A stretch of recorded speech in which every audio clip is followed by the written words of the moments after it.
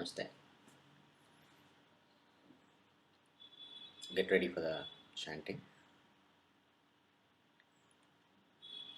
Sit straight. Relax the 4 points.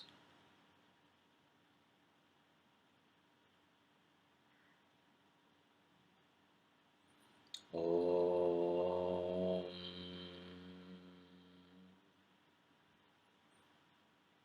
Shri Gurubhyo Namaha. Harihi Om. Om Guru Brahma Guru Vishnu Guru Devo Maheshwaraha Guru Sakshat Param Brahma Tasmai Shri Gurave Namaha. Om Sadashivasamārambhāṃ Shankarācārya-madhyamāṃ Asmadācārya-paryantām Vande Guru-paramparaṃ. Om Ganānaṃ Tvā Ganapatikum Havāmahe Kavim Kavīnāmupamasravastamam Jyeshthārājam Brahmanaṃ Brahmanaspata Anashrinvannodibhih Sīdasadanam. Om Shri Mahāganapataye Namaha. ओम एकदन्ताय विद्महे वक्रतुण्डाय धीमहि तन्नो दन्तिः प्रचोदयात्। ओम तत्पुरुषाय विद्महे महादेवाय धीमहि तन्नो रुद्रः प्रचोदयात्। ओम कात्यायनाय विद्महे कन्याकुमारी धीमहि तन्नो दुर्गिः प्रचोदयात्।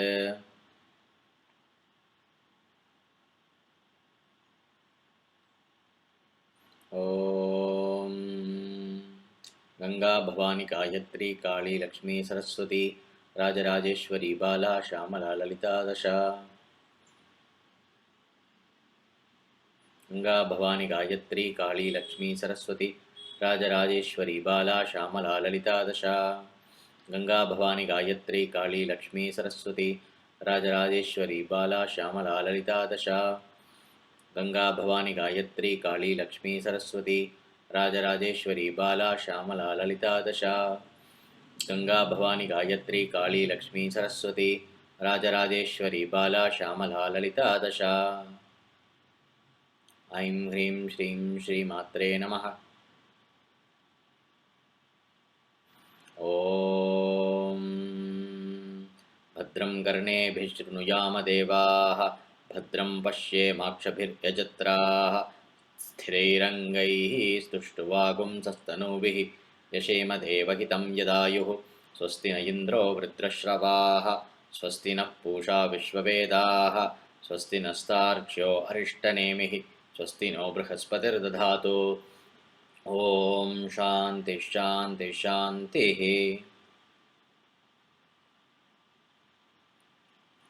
ॐ पार्थाय प्रतिबोधितां भगवता नारायणेन स्वयं व्यासेन ग्रथितां पुराणमुनिना मध्ये महाभारतम् अद्वैतामृतवर्षिणीं भगवतीमष्टादशाध्यायिनीम् अम्भ त्वामनुसन्दधामि भगवद्गीते भवद्वेषिणीम्। वसुदेवसुतं देवं कंसचाणूरमर्दनं देवकी परमानन्दं कृष्णं वन्दे जगद्गुरुं। प्रपन्नपारिजाताय तोत्रवेत्रैकपाणये ज्ञानमुद्राय कृष्णाय गीतामृतदुहे नमः।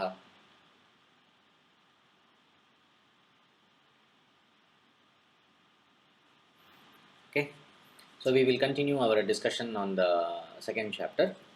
We will have a recap from the verse 60 onwards. 60. Saijech. एततो happy कौन्तेय पुरुषस्य विपश्चितः इन्द्रियाणि प्रमाथीनि हरन्ति प्रसभं मनः. The unruly senses that are not under control, they rob away the intellect and the discrimination of even learned people. Even the person who strives, even those minds are driven astray by the senses that are not under control. In this tone, in discussing this topic about the importance of the mastery over the habitual patterns of the mind that are reinforced by the indulgence in sensory pleasures, craving for sensory pleasures, and aversion for experiential pain. So, these two things, when they become the predominant driving force for our life, how that robs away our discrimination and we lose our objectivity, and our whole life becomes a struggle sustained by the subjectivity that is based on ignorance. So, this is what was the discussion in the last class. So, we will see a few verses that are following this, and then we will get into the discussion. Then the next one is तानि सर्वाणि संयम्य युक्त आसीत मत्परः वशे हि यस्येन्द्रियाणि tasya prajna pratisthita. Whose prajna or understanding would be steady, whose knowledge would be steady?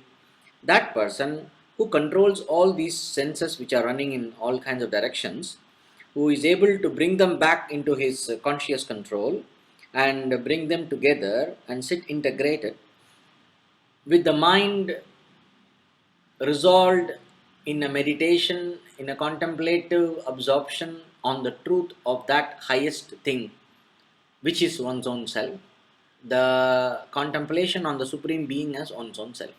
If not, what we can replace it with Ishvara. As a yogi, you can replace it with contemplation on everything as Ishvara. Either the Supreme Being as oneself, or the omnipresence, or everything as that Supreme Being. One of these. And the mind is absorbed in this contemplation, that person's wisdom is considered as stable, the one who has learned how to bring the mind back to oneself from its habitual distractions, which is called sense control here. So why the sense control is given is because the different experiences of the mind, the different habit patterns of the mind are nothing but different likes and dislikes reinforced by repeated enjoyments and cravings and aversions. So that is what is the mind. So if you see the ability of the mind to distract you from what you want to do consciously, it is usually connected with some kind of a experience that is pleasant or unpleasant. So the person who is able to bring the mind back and stay in the contemplation and devote his entire faculty of thinking to contemplate on the oneness between oneself and Ishvara, or contemplation on Ishvara as oneself, or contemplation on everything as Ishvara. So this person's knowledge is supposed to be steady. That means only the person whose knowledge is accompanied by mind control and sense control, that person's knowledge will be steady. Tasya prajna pratisthita. Pratisthita means he is well established. Otherwise, the knowledge is not well established.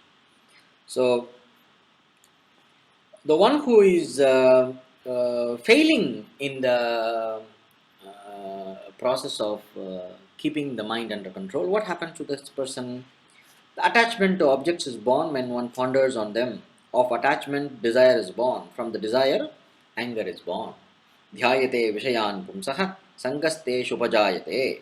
Sangat sanjayate kamaha kamat krodho abhijayate. Okay, so that we saw. It's a very detailed explanation we saw in the last class. Then the next one, krodhat bhavati sammohaha, sammohat smriti vibhramaha, smriti bhramshat buddhinasho, buddhinashat pranashyati. From the anger arises delusion, from delusion failure of memory. Due to this, the intelligence perishes, and from this, the total loss of destruction of the individual ensues, begins. Here, how the individual is destroyed? The individual destroyed means the individual becomes unfit to pursue any worthwhile goal in life. The four purusharthas. If not even spiritual, that person's whose intellect and mind and the senses are not under control, that is, the buddhi must be free from subjectivity, the mind must be free from sense cravings. If this is not there, that individual becomes incapable even for pursuing worldly gains. Like when we saw the people who are training for Olympics and the people who are making a lot of worldly achievements, they also have to go through a lot of disciplines that discipline their senses. They have to make a lot of so-called sacrifices, which is making it possible for them to excel in something. So all this we saw in the last class. So when this is the case for normal everyday achievements also, what about the concept of dedicating oneself completely to the true nature of oneself, to the reality, which means one has to become free from habit patterns that are ingrained in our mind life after life. So you require much more concentration, you require a much more quality of mind, you require a much higher degree of dedication and ability to contemplate and ability to be together. It is 24 hours. So if you are excelling in a profession, you can keep your mind under control and the mind to keep the mind together without distractions for a certain period of time. After that period of time, when your professional time is over, you have something called personal time. So in the personal time, we are able to relax, let go and chill out, what they call as chill out and be reckless. That is what they do in chill out. Whenever the people want relaxation, what they are doing, they are giving a space for the mind to be reckless. But fortunately, when you want to achieve moksha, there is no break. I always remember my teacher's statement. He used to say, in this spiritual line, there is no break. Don't think of taking a break. You always have this tendency to take a break. Then I used to think very deeply about this, and it's very important because what we do in the break is what is the most naturally embedded samskara. That is why everybody who is in a high responsibility job is waiting for a holiday, because in the holiday the mind is allowed to be the way it wants. In the holiday one is allowed to be according to the likes and dislikes. In spirituality there is no holiday. There is only one eternal holiday that comes when you are a Jivan Mukta. That the moment you are liberated, that is you are in full time holiday forever. That is your true nature. So other than that, there is no other holiday.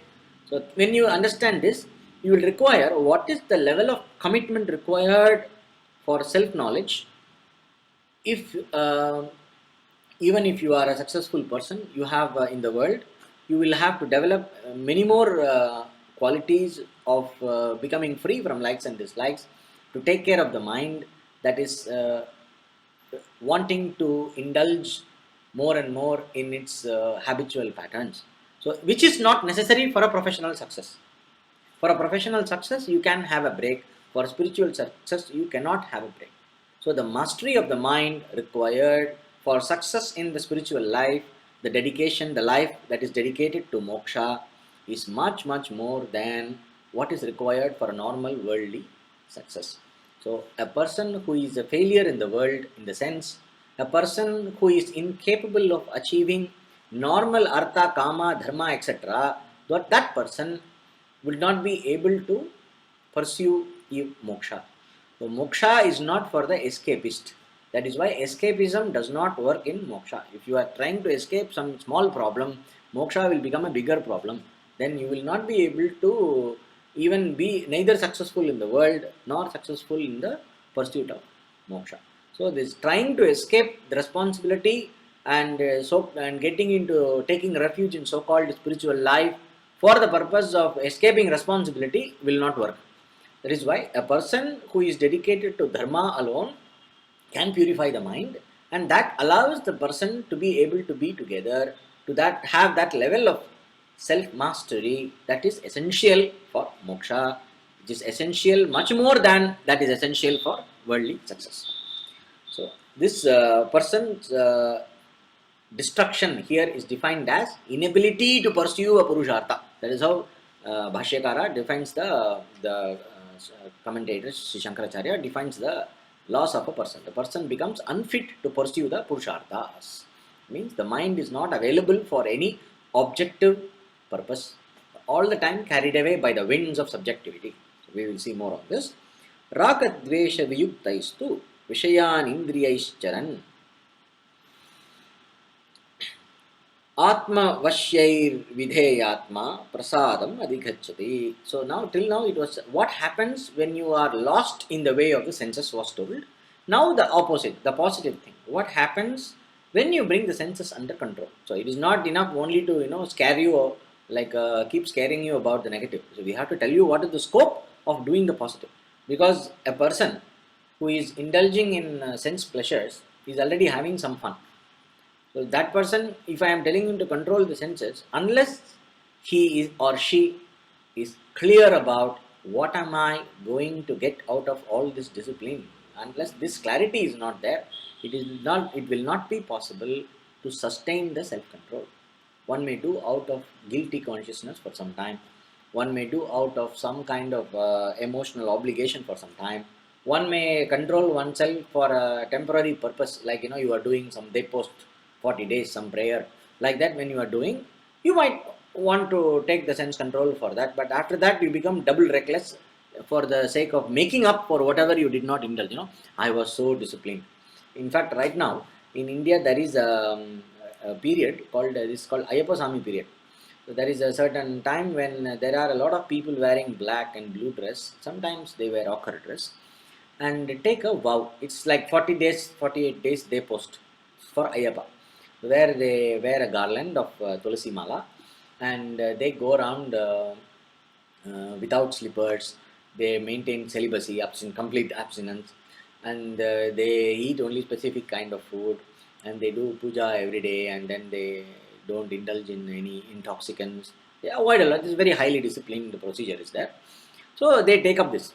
In fact, it is one of the favorite recommendations by social workers in India to help people quit alcohol is they will ask them to do they post for Ayyappa Sami. So you can Google it. It's called Ayyappan Vratham. Vratham means this fasting. The worship of Lord Ayyappa. Lord Ayyappa. So if you search for that, you can find. So this is going on. So these people will go for this temple. 40 days they will take, and many normal people, they take this vow, and then with a lot of discipline and a lot of devotion, they go see Ayyappa and come back. The day they remove that garland, it is like a bachelor's party. It will be like how you have these boys and girls, when they turn 18, they are allowed to be reckless for the day, celebrate their becoming 18 by indulging in reckless behavior for a day or two. So like that. So when they come back from this temple, when the day post is over, you must see them indulging for a few days to make up for all the discipline they have done. They will make sure that they will go down one step more. They will go down more than how they were before they started that they post for Ayyappa. That is not what is talked about. So all this happens because this is not useful. This will not work for moksha, because these things are temporary conditions. The sense control that comes from temporary conditions, well, it is better than doing nothing, but the sense control comes because of temporary conditions. And this kind of sense control, once you leave it, you have a possibility of falling down into indulgence much more than what was before. So it is very important when it comes to moksha, since it is full time till the last breath. Even after the last breath stops, till the mind shuts down, till the time this sense control has to be there. This mind control has to be there. And for this kind of commitment, it is not possible to do the usual motivations will not do. We have to understand very clearly why we need to do. So these next verses are very important to help us develop the right perspective, the right motivation for the purpose of keeping the mind together and not going in the way of the senses. Approaching objects with senses free from attachment and aversion and controlled by the mind, the man who has mastered his mind wins prasadam. Prasadam adhigacchati, serenity. Serenity, it's a certain kind of a collected, calm and collected, peaceful mind that is essentially in equilibrium. For a normal person, the mind goes away from equilibrium very easily. But for this person, the mind is essentially in equilibrium. It becomes almost impossible for this person to lose the equilibrium. This is called prasadam. Chitta prasadam, I have described this in the last class also. In Patanjali Yoga Sutra, he says how to develop chitta prasadam, how to develop this serenity of mind by practicing the virtues and the values of friendliness, kindness, gladness and indifference towards happy situations, painful situations, virtuous situations and non-virtuous sinful situations respectively. So this I have said. Maitri Karuna Mudita Upekshanam Sukha Dukkha Punya Apunya Vishayanam Samapati Chitta Prasadam. This Patanjali Yoga Sutra is we discussed last class. That's what it is.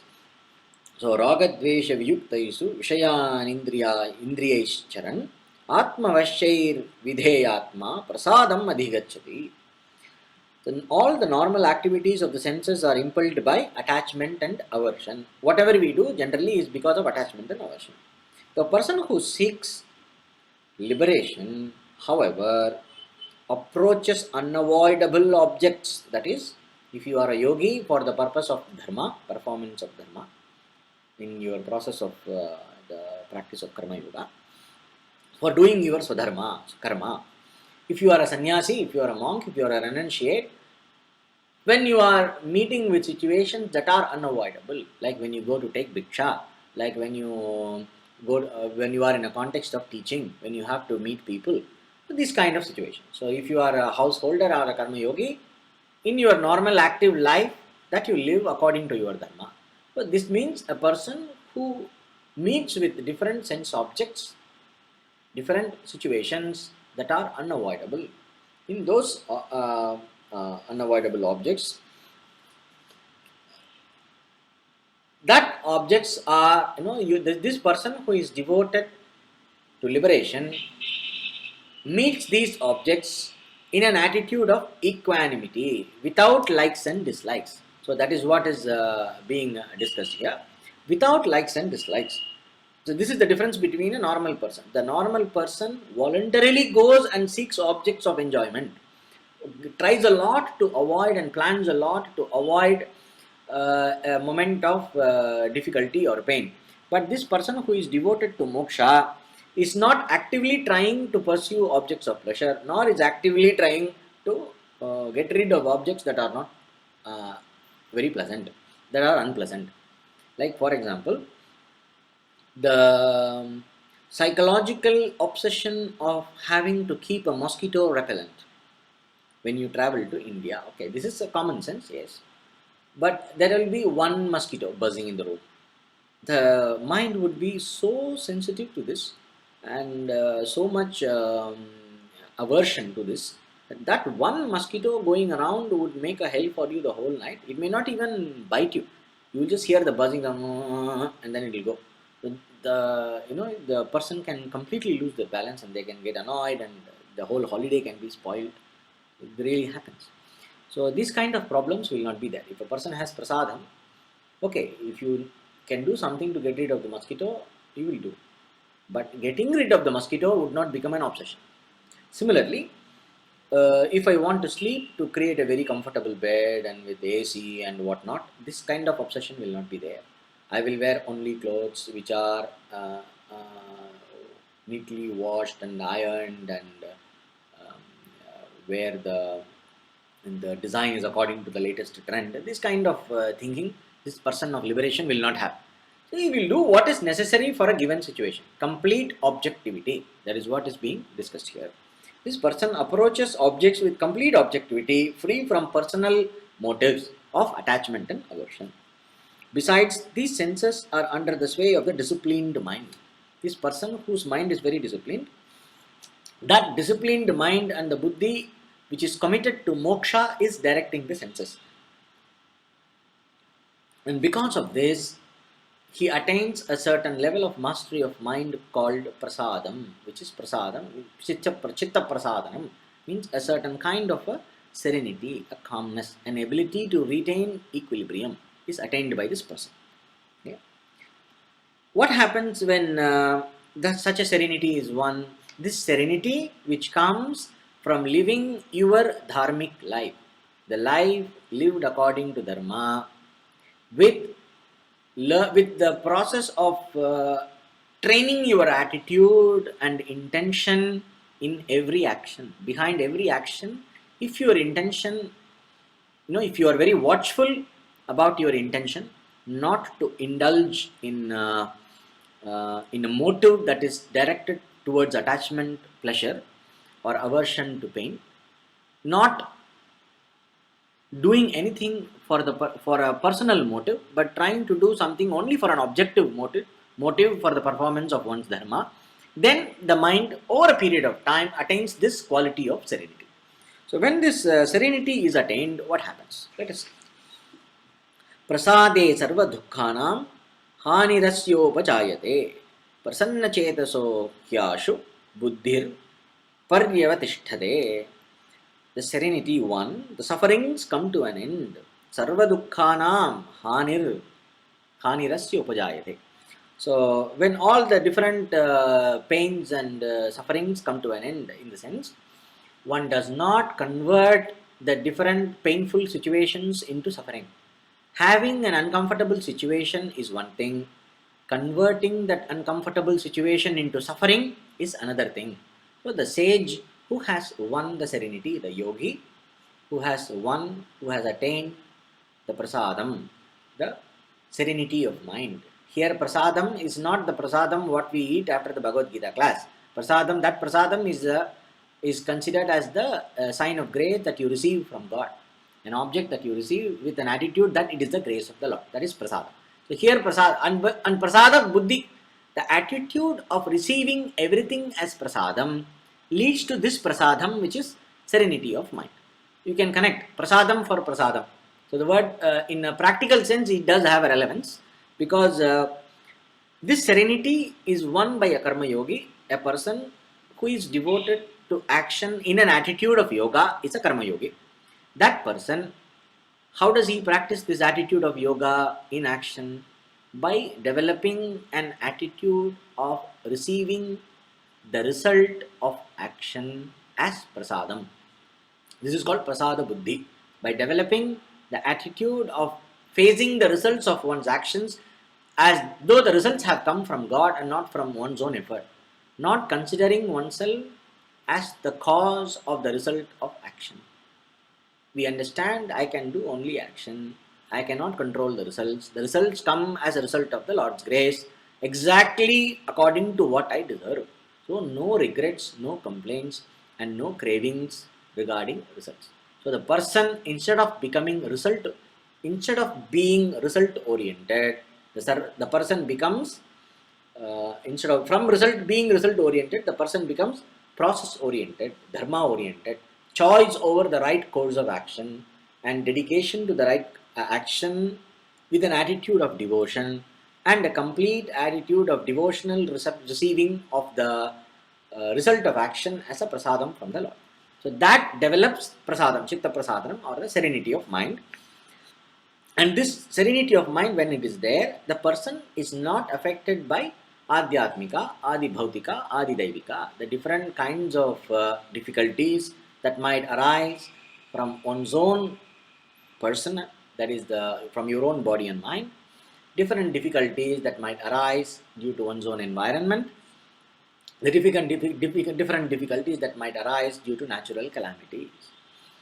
Here it does not mean the person will not have any practical difficulty. It only means the person will not lose their balance when faced with difficult situations. The difficult situations are not equal to sorrow. We will not produce the emotion or the feeling of sorrow or sadness or the dullness of the mind. The person's cheerfulness will be cheerful always, no matter what happens.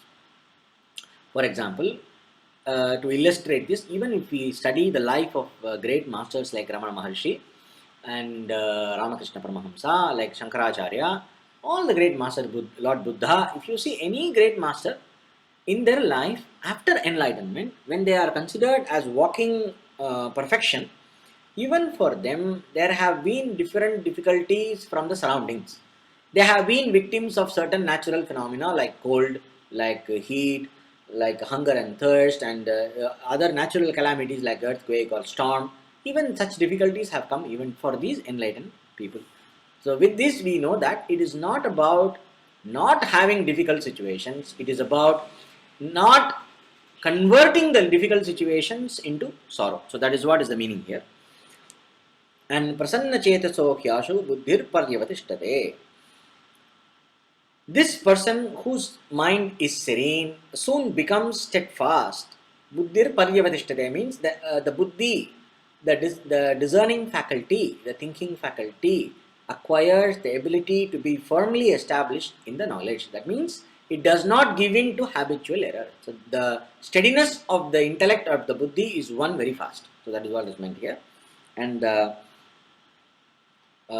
commentary of Sri Shankaracharya, we will see uh,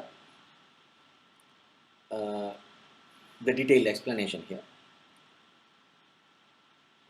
The sage whose inner sense has been purified soon becomes steady like the sky in all circumstances. How the sky or the space is not affected, it becomes steady like that. This is an analogy, this is a simile that he has given. The sense is that it becomes immutable, having been assimilated to the self. Antakaranasya hi yasmat ashu shighram buddhi paryavatiष्ठते akasham iva samantat avatishtate Atmaswarupena eva nischali bhavati ityartha. That is the word. Atmaswarupena eva nischalati means the buddhi becomes established in the vision of the true nature of the self. The understanding is firmly, it does not move an inch from this vision of the oneness of everything as oneself. The vision of the true nature of oneself stays. Atmaswarupa means Swarupa means the true nature, the way you are. The buddhi stays put in the understanding, does not lose its ground from the understanding, does not give in to the habitual error in thinking. It does not give in to the thinking that is based on the habitual error that was there before the knowledge of the truth. Once the knowledge of the self is one, the mind stays there. Does not go into what we call as viparita bhavana. Viparita bhavana means the idea about oneself that is not according to the truth of oneself. Like forgetting that you are in a drama and mistaking the role to be yourself. When you are acting in a play, if you consider the role that you are playing to be yourself and you forget what you are outside the drama, how it is. That is an example of what you call as viparita bhavana.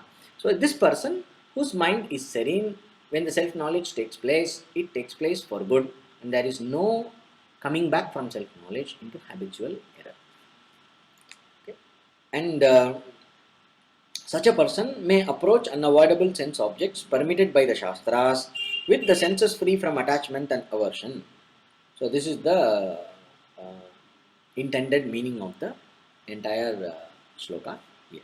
So as permitted by the Shastra. So even after enlightenment, the person's life is according to the Shastra, according to the dharma given by Shastra. So some people might tell you, give up both dharma and adharma. Enlightenment is beyond dharma and adharma. Yes, that is true. Enlightenment is beyond dharma and adharma. But for a person who is enlightened, the way of life is according to dharma. The way of life is not beyond dharma and adharma. So that is a wrong understanding that has creeped in the modern Advaita or modern Vedanta, whatever they call it, Neo Vedanta today. They think that once the person has the knowledge, he need not follow any rules. It is not like this. The person sarva dharman parityajya means giving up all dharmas means all karmas. Giving up all sense of obligatory action. That means I should do this, I should do that. Sense of duty. That is what is being told here. So an enlightened person does not have sense of duty, but he does have character. He does not get into a bad character. So the way of life is according to the right character that is molded by the teachings, by the Shastra, by the concept of dharma. The person who is having the vision of the self does not become a dharmic. He continues to be dharmic as permitted by the Shastra when the person, the sannyasi, the one who has renounced all personal motive in the light of the truth of oneself. That person lives a life that is good for the well-being of everybody according to the Shastra, according to the injunctions and according to the prescribed thing, a sattvic life. The person lives a sattvic life, does not indulge in all kinds of actions. If you really look, whenever people are indulging in pleasures and indulging in hatred or whatever, these are because of personal motive. If there is no personal motive in a given situation, the person would be very serene. Only when there is a personal motive that comes in, then the whole serenity is lost. We even saw the example of the tribes in that movie, Gods Must Be Crazy. Once the Coca-Cola bottle comes, slowly the personal motive starts coming in. I should have the Coca-Cola bottle for me. And then they start fighting with each other. then the leader of the tribe mistakenly thinks that the problem is in the Coca-Cola bottle. Like how we all blame our environment, our situations for the purpose of, whenever we go lose our balance, we blame our environment. We never look at why I lost the balance. Because everybody doesn't lose the balance in the same environment. The same Coca-Cola bottle, nobody would look at it in a modern city. But in that Kalahari desert, in that tribe, there is only one Coca-Cola bottle that fell from the sky. So they thought the gods are flying in the sky, and it fell from an aeroplane or a helicopter, I think. And there is a huge value for this Coca-Cola bottle because of this imagination. So because of all this projected value, they think maybe this must be evil. This Coca-Cola bottle must be evil because people are starting to fight in the presence of this Coca-Cola bottle. They could not see that people are fighting because of their personal attachment. If everybody decides, okay, it does not matter. Whoever is wanting that bottle, I will give it to them. I will not take from the person who is using it. Suppose if this sense was there without any personal strong tendency to own that bottle, this problem would not have been there. So in the same way, in our normal discussions, there is a tendency to look for a non-challenging situation. Usually, people, when they say they are becoming spiritual or whatever, they try to get into a non-challenging situation. They want to go into an alternative community. They want to go into some kind of aloneness. They don't want to talk to people. They will start spending more time with dogs. But these kind of things are there. These are all escapism. By going to a specific serene environment, which is very calm and all that, it might be useful for meditation. That is true. But that itself is not the solution. Suppose if you are living a very innocent and simplistic life, like those tribes in Kalahari Desert, that does not mean you have become spiritual. All it is required is one little Coca-Cola bottle to fall from the sky to make the whole tribe lose their balance. That is why we saw Param Drishtva Nivartate. Even that sense of that potential ability to lose one's balance in the sense objects is gone. That rasa, the taste for objects, that the potentiality for the likes and dislikes to spring forth, that is also gone for a person who has seen the highest. So the difference between the calm, serene tribe of the Kalahari Desert and the difference between the sage who has understood the true nature of oneself is, no matter what is. We continue the recording. That was a memory problem now.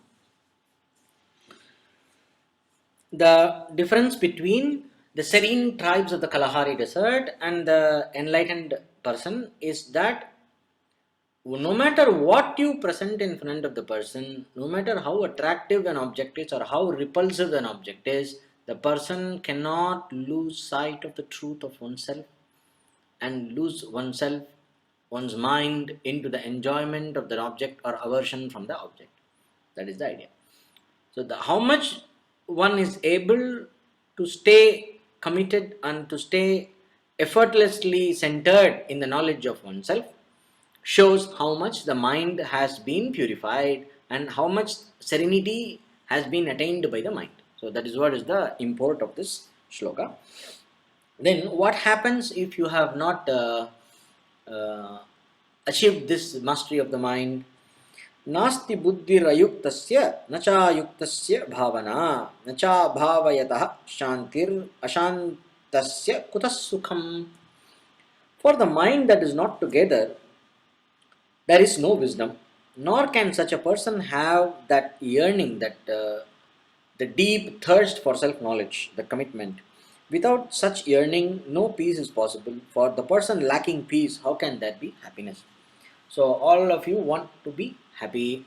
So if you want to be happy, it is possible only if you have a certain level of shanti. A certain level of shanti here means a sense of a certain level of equilibrium, inner equipoise. That is shanti. So without a person having a basic inner equipoise, the happiness and experiential happiness is not possible. A quality happiness is not possible. And for the person who does not have this integrated mind, does not have a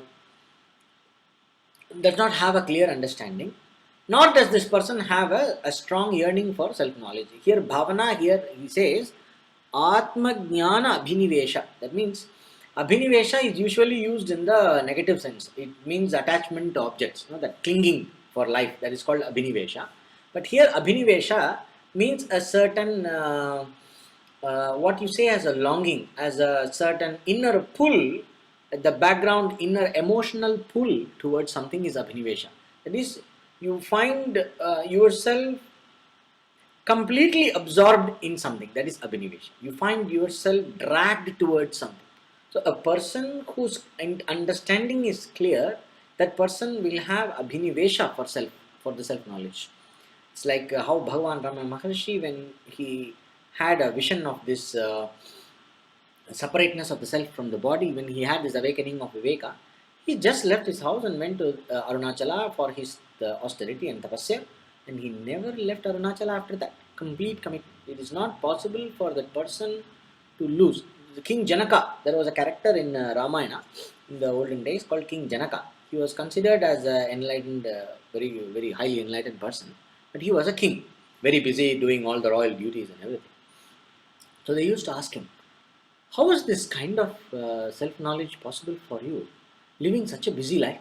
And he said, for me, to lose sight of the truth of myself for 1 second is like death.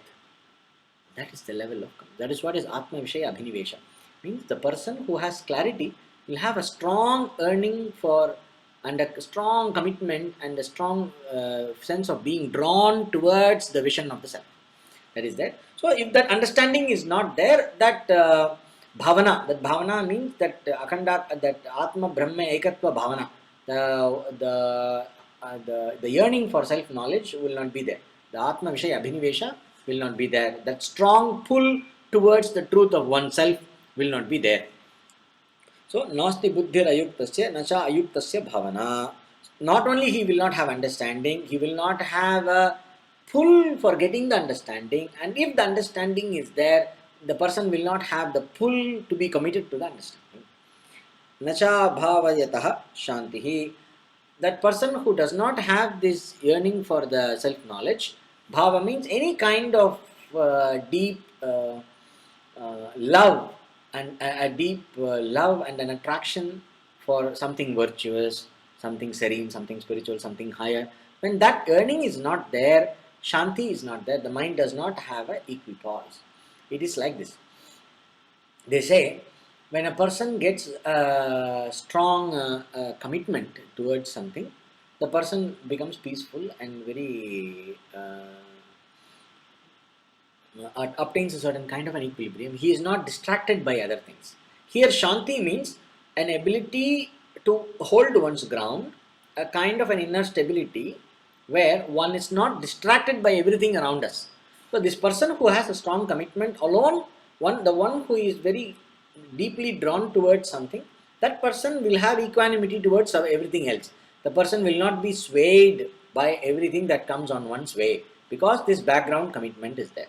That is why a person who does not have bhava, abhavayatah, na cha abhavayatah shantir. The person who does not have this bhavana, this dedication, here is bhavana is dedication. A spontaneous, a deep inner dedication that is despite of one's effort. So this inner dedication is a result of years and years and probably lives and lives of effort. These people who are very passionate about music, people who are very passionate about something, this passion, that inner drive for something virtuous, for something great, that drive for dharma, that inner drive, that passion for the right, the passion for something higher, that kind of passion is the result of a lot of past work and dedication. So you cannot bring that passion by conscious thinking. So that passion comes after living a life of conscious thinking and dedication towards something for a very long period of time, creates this passion in the background. So this is what bhavana is, that background passion and love of the self, the love of the supreme, the love of the divine. That is what is being talked about here.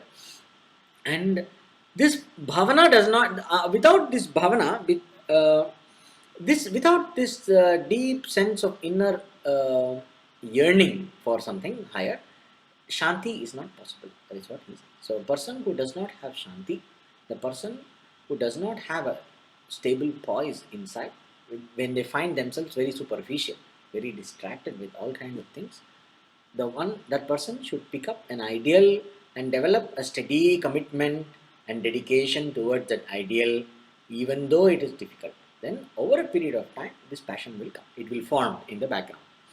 This is called as Sri Aurobindo calls it as the psychic being. Aurobindo gives all these mystic words. So what we can say is the psychic being. He says the psychic being takes over the destiny. That means once earning, it forms like a being. Once yearning for the self knowledge becomes a live entity inside, and that takes over your destiny. So this is being talked about. Many sages talk about. Sri Ramakrishna used to see some person and say, that person has no stuff. Tell him why he is coming here. Tell him not to come. He has no stuff. The stuff he talks about is that inner dedication, bhavana. So this in North India, one Swamiji I have met, one Swamiji, he used to say that person is a bhav vale. Bhav vale means he has a lot of bhav. It's a very profound word. So this bhav means a lot of devotion, a lot of devotion for something, for the deity, for the dharma, for the pursuit of self-knowledge. Right. So this person who does not have this bhava, this devotion, inner devotion, this shanti or the peace is not there. When this inner peace and equipoise is not there, how can there be happiness? Kutas sukham. Sukham here means a certain kind of comfort, a certain kind of ability to enjoy something that is pleasant, ability to have a sense of cheerfulness. Sukham means a kind of comfort, being comfortable with oneself. That is what is meant here. But we can also extend it a little bit for feeling comfortable and ability to draw comfort from small things. So it does not take much to make a serene yogi comfortable. A serene yogi can be comfortable wherever he or she is. And it does not take much to make that person comfortable. All it takes is, you just give them a glass of water, and the person is the one glass of water will make that sense of gratification and that sense of comfort and the joy.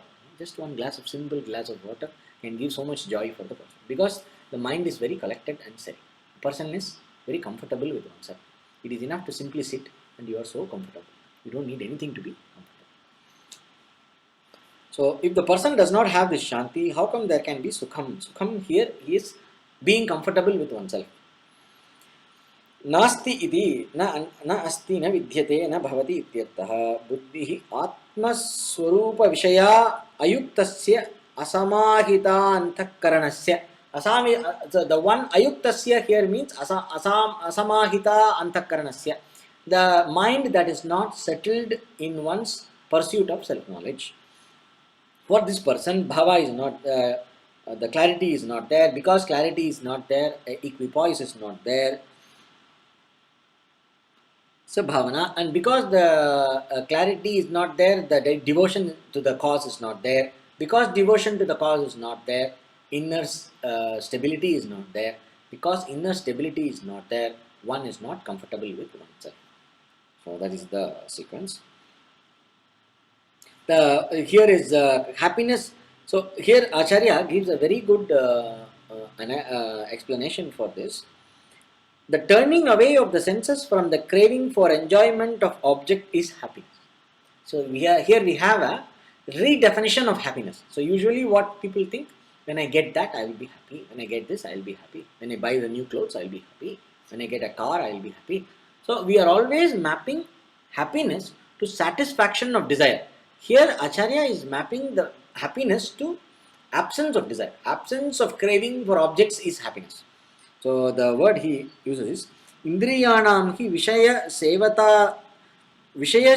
Trishnatah Nivrittihi Yatata Sukham. Comfort. Sukham, happiness here is being defined as one being comfortable with oneself. The mind is not busy seeking objects, is considered as inner comfort. Sukham, you can take it as a basic fundamental inner comfort. Everybody wants only this. If you really analyze your desire for different objects, you actually don't want the object. You want that moment of satisfaction that you experience after you attain that object. You want something, you get that object, And you say, I am happy, I am satisfied. Actually, what you are looking for is that happiness or the sense of satisfaction. So, if the mind is not seeking for object, you are always satisfied. But if the mind is seeking for objects, if you think the happiness comes from this and that, all the time you will be looking for this and that. Then you get something happy. Then immediately within a few seconds, the mind starts kicking in again. It's the desire starts getting activated. Then you are running behind another object. A lot of effort, and then you satisfy. One moment of satisfaction. And then within a few seconds, again start running. So for every few hours of running, you have a few seconds of satisfaction if you are lucky. If you are not lucky, you have days and years of running behind an object, and you have a few seconds of satisfaction. And you are still more unlucky, you have years and janmas and lives of running behind some object, and you never get that object, and you keep running, which is all based on one's punya and papa and everything, good karma, bad karma. So all that. So this sukham is basically inner comfort. That inner sense of happiness, contentment and comfort is possible only when the mind is not running behind objects. That is what is being said here. The running behind objects is what is pain. Na vishaya vishaya trishnaha. Now, dukkham eva hi sa. This alone is pain. Desiring for things is pain. That's what is said here. Na trishnayam satyam sukhasya gandhamatram api utpadhyate ityarthaha. So long as there is craving, so long as this Vishaya Trishna, this your longing for different enjoyment of different objects is there, this happiness that comes from abidance in one's own self, Krishnayam Satyam Sukhasya, the true happiness, even the smell of true happiness, this person will not know. As long as the mind is rushing behind objects, even a smell, a semblance, even a clue, the person will not even have a clue about what is true happiness. So we can watch ourselves. If you are running behind something for happiness, that means you have absolutely no clue about what is real happiness. So if you talk to people about the inner happiness is within, there are people who cannot even conceptualize that. How can you be happy doing nothing? They cannot even conceptualize that. Then comes, you will be able to conceptualize. Okay, some well analyzed life, well lived life for some time. Dharma. No, happiness is within. Happiness is not an object. Happiness is a state of mind. They will come to.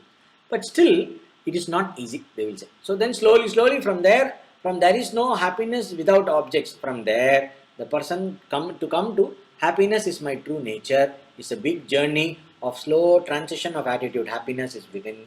And then this happiness within is possible only when the mind is not seeking objects. And then seeing the defects in the objects and developing vairagya, viveka, etc. And then the devotion to the self-knowledge comes. And then when the self-knowledge comes, this inner happiness becomes steady and established. Indriyanam hi charatam. So why can't this man, without sense control and mind control, why this person cannot get happiness? Why this person cannot get wisdom, which is jnanam, the knowledge of the self? Indriyanam hi charatam. The mind that conforms to the roving senses robs one of the right perception. Yan mano anuvidhiyate tadasya harati prajna vayur navam ivambhasi. This person whose mind is running behind the different sense cravings, it's like a boat that is tossed by the winds in the journey in the sea. When a boat is traveling in the ocean, when it is tossed by the winds, it loses its path and gets carried away by the wind. Like a boat getting carried away by the wind, the mind that is robbed by the senses is carried away by the goal, and it is robbed of its discrimination. Viveka Vijnana Janita Buddhihi. Here the word used is Atma Vishayam Prajnam Hritva Mano Vishaya Vishayam Karoti. This mind, what happens is, it loses track of the clarity that it got. They used to say, usually when people come for Vedanta class or when they go and spend time with a great sage like Bhagavan Ramana Maharshi, they used to say, It is very nice, when we are in the camp, meditation camp, it is very nice. So when we are next to Bhagwan, it is very nice. But when we go back to the world, after some time, the mind is running away. The mind is back to its same old rut. Why the same serenity is not remaining there, they will say. So then they will think, okay, I should leave everything and come and stay in a protected environment, and then I will always be able to enjoy that serenity of mind, enjoy this peace and quiet, enjoy this aliveness of the mind to the self-knowledge. No, because if the potential reasons that distract you from self-knowledge, when you are faced with the different objects, when you are put in a situation where there are so many objects of temptation, and where there are everyday life, and where you are told to do your dharma, you find yourself incapable of doing your dharma. You find yourself, your mind carried away by different stimuli. Then it is very important to develop the inner serenity amidst that situation, not to lose your commitment. Of course, once in a while we can take a retreat, and in that retreat it will you can develop a stronger grounding, and whatever grounding in the commitment to self knowledge, this commitment to spirituality, whatever grounding in the inner serenity that you have achieved when you are in a retreat situation, you can carry forward, not to lose touch with that. So you can have some kind of abhyasa, some kind of a practice which will keep you grounded and not lose ground from that, and not allow the mind to be drawn away by the different attractions and repulsions that is given by the sense objects. So the mind that conforms to the roving sense objects robs one of one's perception. So when you allow yourself to be carried away by the different temptations and to be driven by the different aversions, then what happens? The viveka prajna that you have got, the inner clarity that you have got seems to be lost. It's not lost, seems to be lost. It is robbed away. Means what? The mind is not available to invoke this clarity as and when required. That means the mind goes into habitual error. The habitual error patterns get reinforced when the mind is allowed to run behind different stimuli for the senses, both pleasant and unpleasant. So, the analogy here is just like how a wind sweeps the boat off its course at sea. Why the analogy of wind is given, it also, there is a certain practical meaning here. This wind is always given. Also, when they talk about the mind and meditation, it is like a steady flame that is not under the influence of any wind. A steady flame in a windless place, that is given. Why? Wind also points to the charati of the prana gati, the movement of the vital force that creates the breathing. That is why pranayama, the practice of pranayama is very, very helpful for meditation. The yogic practice of pranayama gives you a certain steadiness, out of which you can make the viveka prajna steady. The impression of the mind that is born, the consciousness, the state of mind that is born as a result of viveka, that becomes steady. Like Patanjali Yoga Sutra, it says, Yoganga Anushtana Asuddhikshaye Jnanadiptya Viveka Khyati. The Viveka Khyati, the flame of the discrimination, becomes brighter and steady after one is purified through the process of yoga. So that is the whole Bhagavad Gita talking about the process of yoga in different aspects. And Patanjali talks about a few more things about pranayama, some more technical things are there. But the same topic is dealt with in as much detail as in Patanjali Yoga Sutra. It is dealt with in Bhagavad Gita also. In fact, one should study Bhagavad Gita before studying Patanjali Yoga Sutra. Yoga Sutra only brings together all the knowledge regarding yoga that has been disseminated in different scriptures like Bhagavad Gita, Yoga Upanishads and all that. Those knowledge of yoga that is spread everywhere, Patanjali brought it all together in an organized pattern where you can relate to all the information on yoga in a systematic manner. That is the purpose of sutra. So here Bhagavad Gita is in fact a text to be studied before Patanjali Yoga Sutra. I invoke Patanjali Yoga Sutra to be able to put it in perspective in the study of the Yoga Sutra. And also those who have had exposure to Yoga Sutra, you will know that it is all the same thing that is being discussed. So now, The mind that is a slave to the senses and the object, it robs the discrimination. How? Like the wind blows off. Why it is told here? Because when we indulge in a sense-based enjoyment, that is, when we relate with different life situations, based on likes and dislikes, based on whether it is enjoyable or not, if that becomes the criteria for action, instead of dharma, if one's own likes and dislikes becomes the criteria for action, then what happens is the it creates the right perception is robbed away by the mind means this kind of living creates a certain habitual pattern in the way of thinking. It leaves a certain impression, and after some time, it is not your thinking that is involved in a given situation, but it is the impression left by the indulgence that carries away the thinking in a certain direction. You are forced to think in a certain manner. Because you are forced to think in a certain manner, the thinking faculty is not available for discrimination. So that is the sense here. Okay, we continue. So the person whose thinking is completely robbed away by the senses is not available for right knowledge. That is what was discussed here. The mind pursues the senses which are in the pursuit of the proper objects, destroys the ascetic's perceptions. Each sense faculty rushes behind its respective objects. The tongue goes behind nice taste. The faculty of hearing is looking for nice music. Through the faculty of hearing, the mind is looking for the nice music. Through the faculty of taste, the mind is looking for a good, nice, well-tasting food.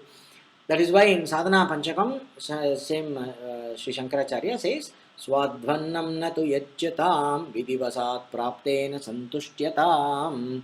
Means, do not look for tasty food. May you be satisfied with what comes without seeking in your course of life.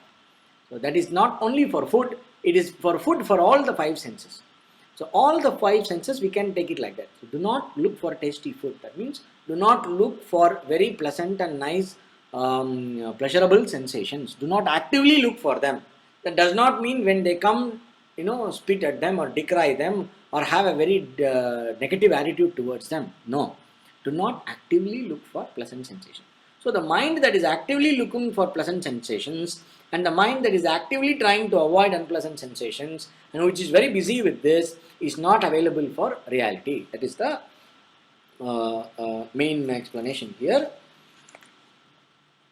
And the analogy of wind is used to say that the effect of prana, whenever the mind is very deeply embedded in habit patterns, the mind is driven by the pattern and the pattern is carried forward by the prana. It is the interaction between the embedded pattern and the prana that activates the mind in a certain way.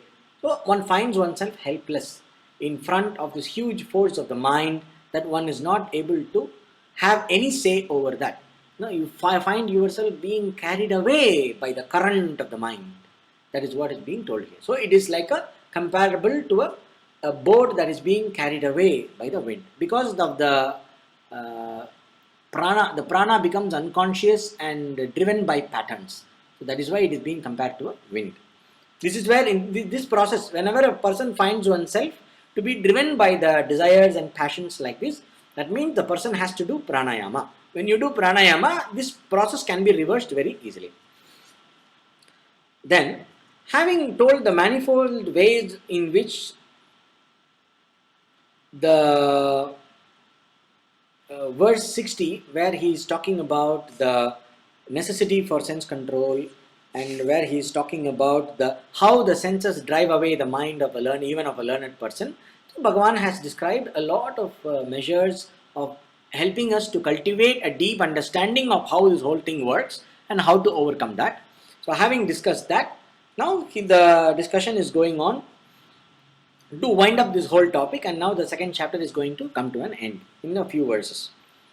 Tasmadyasya mahabaho nigrihitani sarvashah indriyanindriyartebhyas tasya prajna pratishtisa. Therefore, O hero, O great man, Mahabaho, This the one with great arms. Mahabaho means a great cavalier, or the great Arjuna, who is a great warrior, great hero. This wisdom is stable for the senses, for the person whose senses have been withdrawn from all sides from their respective objects.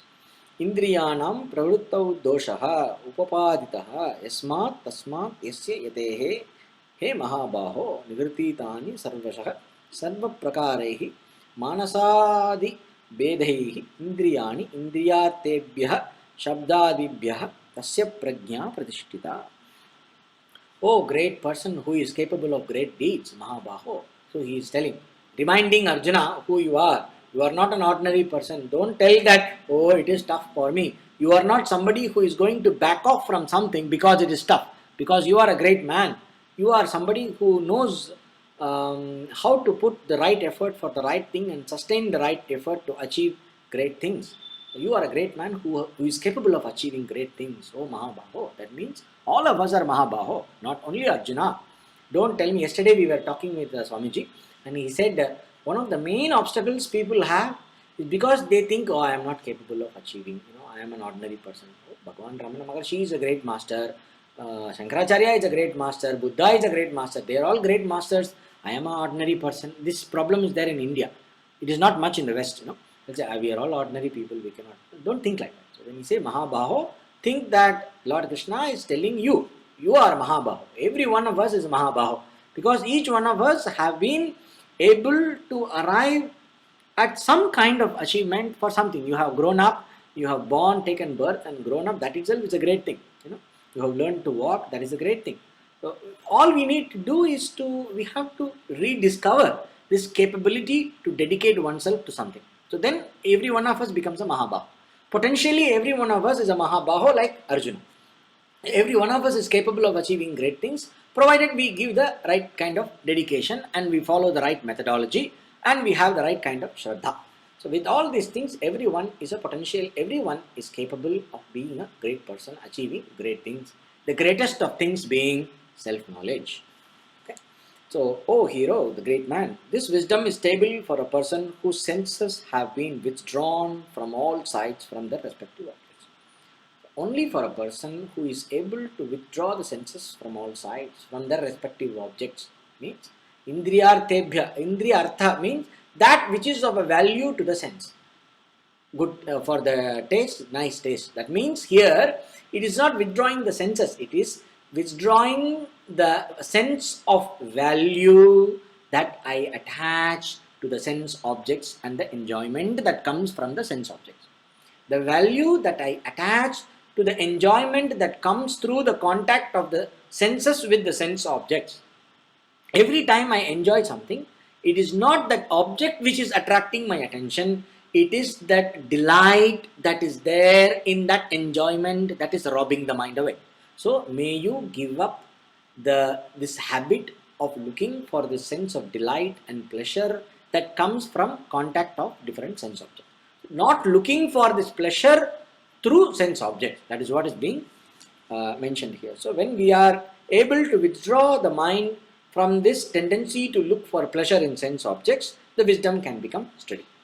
So that person who is able to do this, that person's wisdom can become steady. That is what is being told here.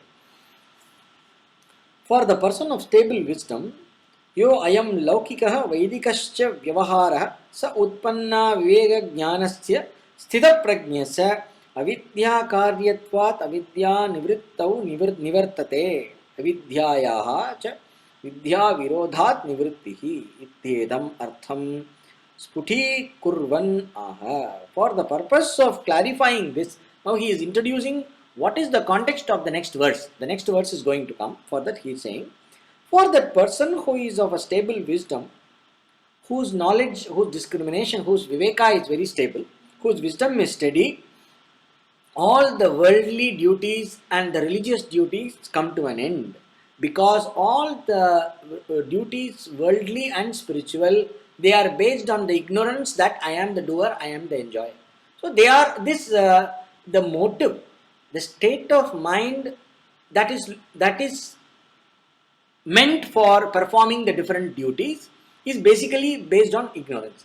Having the ignorance having been removed by knowledge, that mind is no more obliged, that person is no more obliged to pursue the duties. These rules concerning what are the duties for a person do not apply for this sage whose wisdom is steady anymore. Here, it does not mean the person becomes adharmic. The person is no more having obligations. It is very different.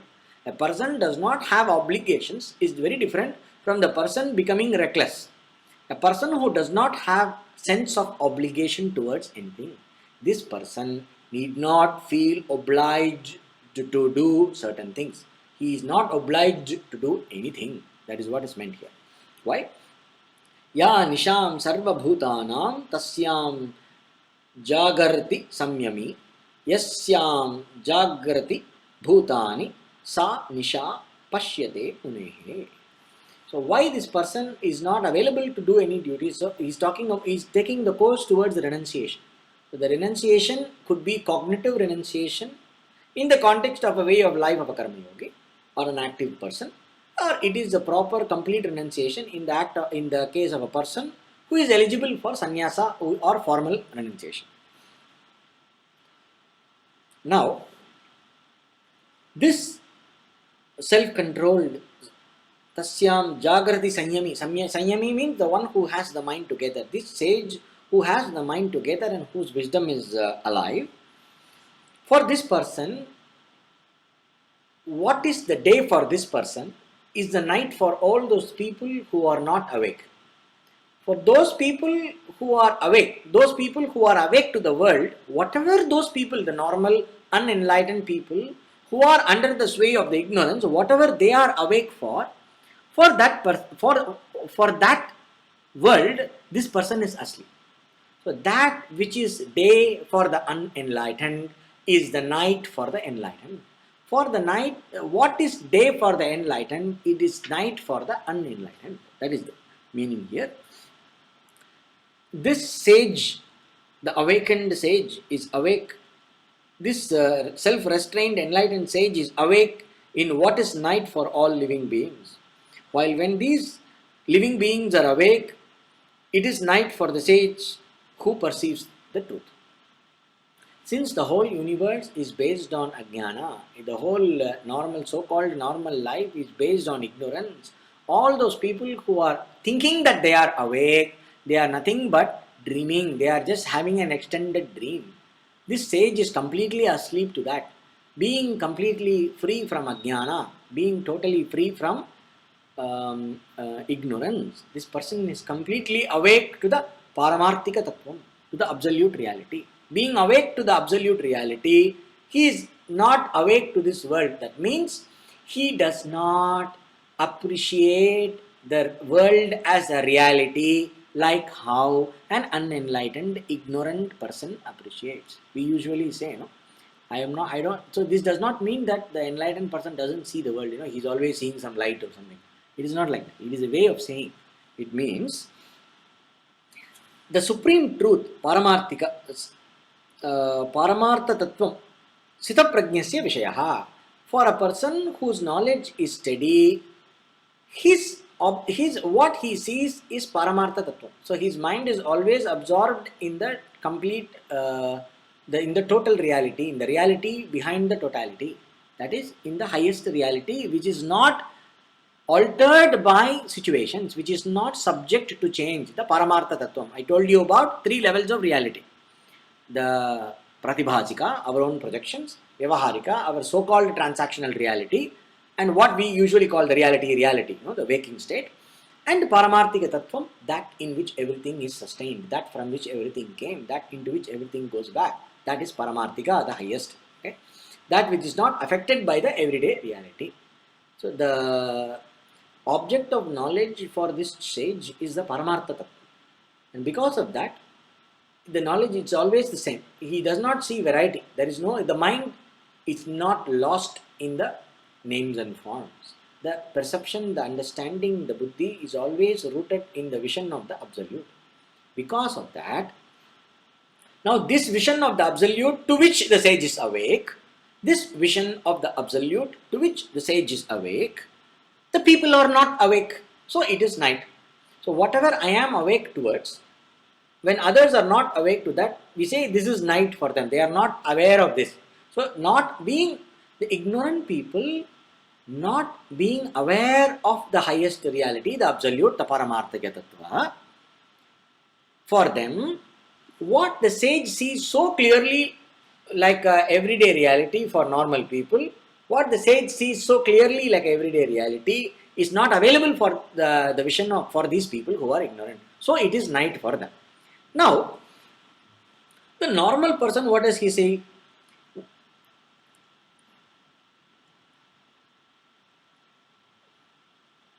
Sunk in the sleep of ignorance, marked by the plurality of subjects and objects, the rest of the world is said to be awake like dreamers in their sleep. But this is night for the sage who has grasped the ultimate truth. But these people, because of ignorance, they see so many variety. They see there are so many things. I am a different person. The objects are different. This object is different. That object is different. So there are so many varieties that people.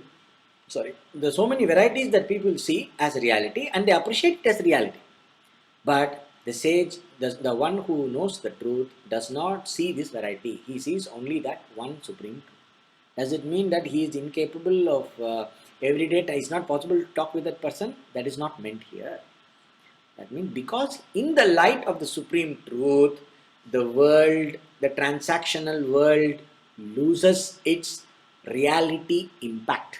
So the transactional world does not have an impact on the mind, on the buddhi of the sage, and it does not have an impact as reality. It does not present itself as reality to the sage like how it presents itself as reality to the normal people. For a normal person, they consider this real, while the sage does not consider this as real. So he is awake to something else to which the people are not awake. So this analogy is being used here. Now, therefore, then here there is a lot of discussion about Purva Paksha. There is an objection, and then there is a response. We don't need to go into all that.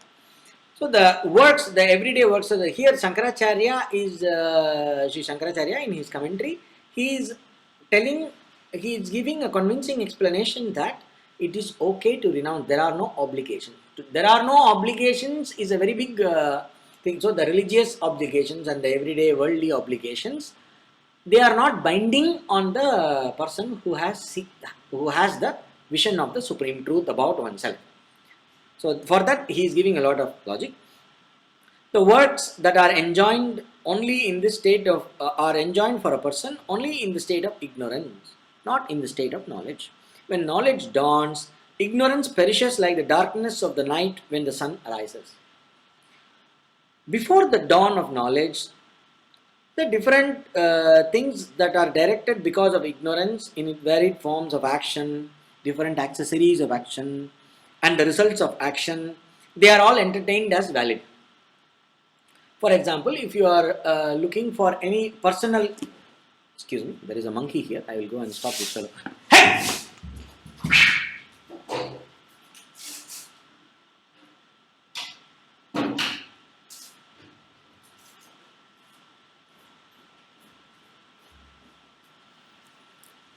Huh.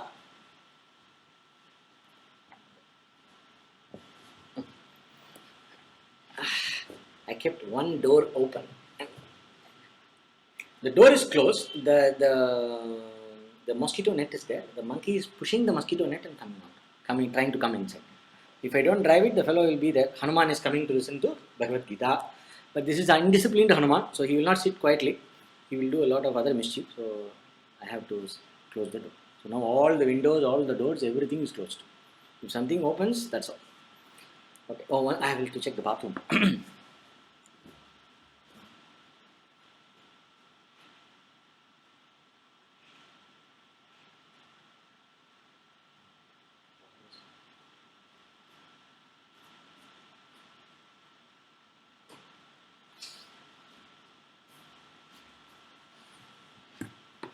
Yes.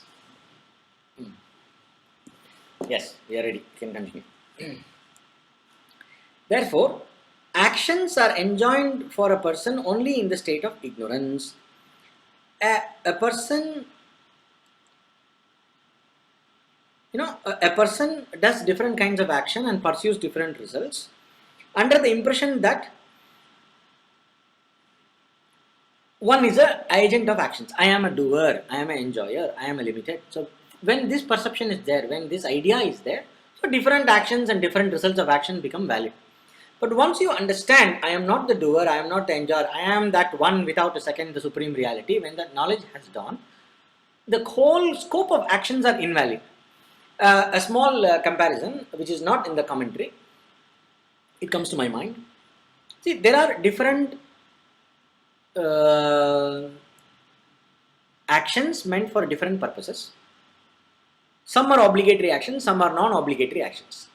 So the usual discussion comes only regarding actions that are obligatory. So the kamya karma, the actions that are done with a personal motive, it is very easy to convince a person that you need not do that. Okay, I don't desire that result. I don't desire the result, so I don't do this action. So it's fine. So if I am not looking for wealth, I don't need to do the different actions meant for securing wealth.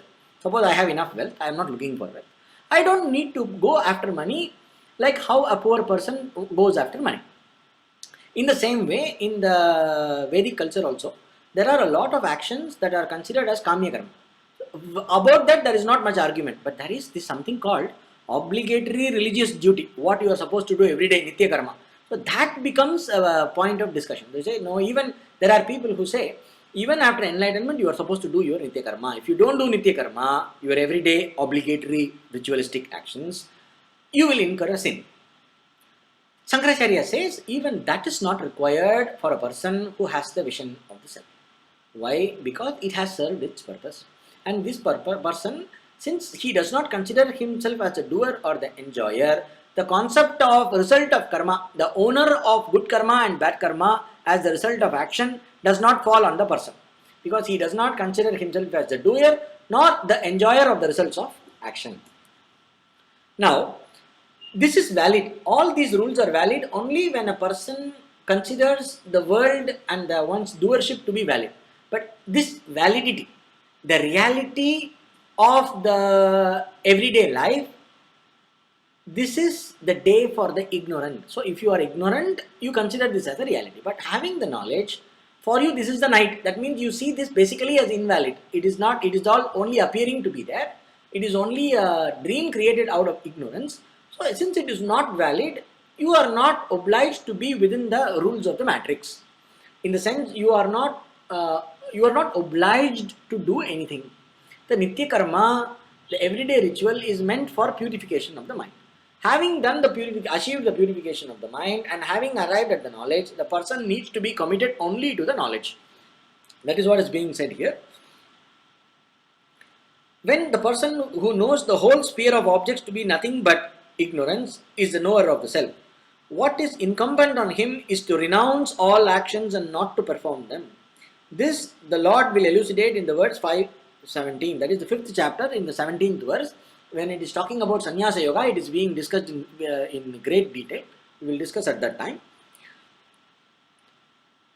Now, the exclusive obligation of the sage is the pursuit of knowledge alone. Means it is not pursuit of knowledge. Here, jnana nishtayam eva tasya adhikaram. So, the person who has obtained the vision of the truth of oneself, that person's qualification, that person is qualified to renounce everything and be devoted exclusively to the vision of the self. To devote oneself exclusively to the contemplation and the dedication to the vision of the self. Other than dwelling upon the truth of oneself, one is not obliged to do anything else. There is nothing else in which the mind needs to actively engage in. So that is the import here. He cannot address himself even, there is an objection. He cannot address himself even to the discipline of knowledge in the absence of a valid source of knowledge. So they will say, this is the usual objection given by these Zen disciples. They will say, even knowledge is in the mind. You should go beyond knowledge, and all this discussion is there. Now, this discussion is going to help in that. Tatrapi pravartaka pramana abhave pravritti anupapattihi iti ched. If you say that this person cannot address, see, you say the person is not the doer, not the enjoyer, one has seen that one is the absolute, in that case, the person cannot address himself even to the discipline of knowledge in the absence of the valid source of knowledge that prescribes it. Because once you have the vision of what is the truth of yourself, there is no pramana, prameya, pramada. There is no the object of knowledge, subject of knowledge, and the instrument that reveals the subject object of knowledge. This duality, subject, object, and the process of knowing duality, the trikuti. This duality is not there. When this duality is not there, even the dedication to knowledge is not possible because pramana is happening. So he cannot apply himself. He cannot actively apply his mind to the purpose of knowledge also because there is no duality. If this is your objection, here is the explanation. Because Shankaracharya said, this person who has the vision of the knowledge need not be obliged to do anything. The only obligation is to stay committed to the knowledge, jnana nisthaya. So to be established in the knowledge, that alone is the obligation. So here, because that the person, the one who is giving the objection, it is possible to raise an objection that if you are enlightened, you cannot be dedicated even to the knowledge. That is the objection. The enlightenment is not neither knowledge nor. So if you say everything is the self, then what is that knowledge in which you are trying to establish? That means you are one and the knowledge is something else. But what is the truth? Ekamevat vitiyam, one without a second. That being the case, how can this person be dedicated to the pursuit of knowledge also, to be established in the knowledge? Is there a knowledge apart from him? If that is the objection, if you tend to think like this as a contrary, if it looks contradictory for you, that the enlightened person should be committed to the self-knowledge. If that looks contradictory, here is the explanation. No, it is not contradictory. Self-knowledge is directed to one's own self. The self does not need an alien source of knowledge to initiate activity regard to itself, the goal being the realization of the self. Once the self-knowledge is obtained, there is no longer possible to discuss the difference between the means of knowledge and their objects. The last means of knowledge indeed liberates the self from its status as a knower. Doing this, it ceases to be a pramana, resembling in this respect the means of knowledge in a dream. In the state of self-knowledge, when you obtain self-knowledge, and even in the realm of self-knowledge and in the realm of the empirical everyday world, everyday reality, once the reality is known, the means of knowledge is not experienced as leading to further activity of any kind. In this world also, the means of right cognition, yielding right knowledge, ceases to cause any further activity. Therefore, it follows that the knower of the self is under no further obligation to perform anything specific. Now, we will finish the next verse and then I will go into the whole explanation. Vidushaha त्यक्तैषणस्य स्थितप्रज्ञस्य यतेः एव मोक्षप्राप्तिः न तु असन्न्यासिनः कामकामिनः इत्येतम् अर्थं दृष्टान्तेन प्रतिपादयिष्यन् आह. In order to elucidate with the help of the simile, an example, the idea that liberation can be won only by a renunciant stage of stable wisdom and not by one who has not renounced and who is busy pursuing the objects of desires, the Lord affirms. The next verse. He wins peace into whose mind the objects of desires enter as the waters flow into a full and a stable sea that is always full. Not that person who yearns after objects of desire. Apuryamanam achala pratishtham samudram apaha pravishanti yadvat tadvat kamayam pravishanti sarve sa shanti mapnoti na kama kami. This person who has the vision of the self is like the sea. The sea is always full. All the rivers and the waters go into the sea. The sea does not become more than full. It does not change the fullness of the sea. The sea does not require these waters to be full. And because these waters are flowing into the sea, they do not make any change in the way the sea is. Just like that, this person who is established in the truth of the fullness of the self, Purnamada Purnamidam Vijantam. So the fullness of the self. So when the vision of the fullness of the self is there, the person is like the ocean. All the desires enter into him, never to come back again. Means all the desires are resolved in the self-knowledge. So that is what is meant here. And this is possible only for the person who has won the peace from the knowledge that follows complete renunciation, not for the person who is pursuing objects. So this is not possible for a person who is very busy going behind this and that, who entertains duality, the one who entertains the pleasure in the sense objects. Such a person, for that person, this unruffled nature will not come. So here he is talking about jnana nishtha.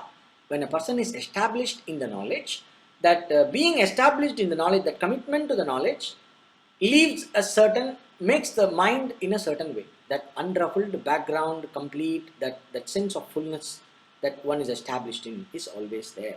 Like the person will be like the ocean, always full and unruffled by anything that comes or anything that goes. So that is what is being said here. So being grounded in the fundamental fullness of oneself. So ocean being filled on all sides by waters, the sea remains unchanged. It is stable. The waters flow into it from all sides, while the sea abides in itself unaltered. Thus all forms of desires, like the waters into the sea, enter the sage's mind. He contains them all and does not get enslaved by them. Only when he wins the peace or liberation, and not in any other way, or not for other people who are habitually going behind the objects of desire. This being the case, vihaya kaman yaha sarvan pumsam charati nishpraha nirmamo nirahankaraha sashantim adhigacchati. This person who has given up all the objects of desires moves about seeking nothing and getting rid of all sense of I and mind. That person wins peace. We will look into that.